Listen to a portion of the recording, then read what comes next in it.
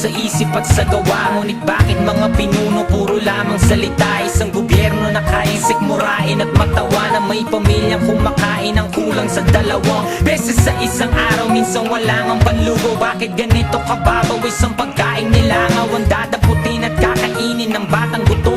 Alam ba ng mga husgado at lahat ng hukom na merong mas masahol pa sa harap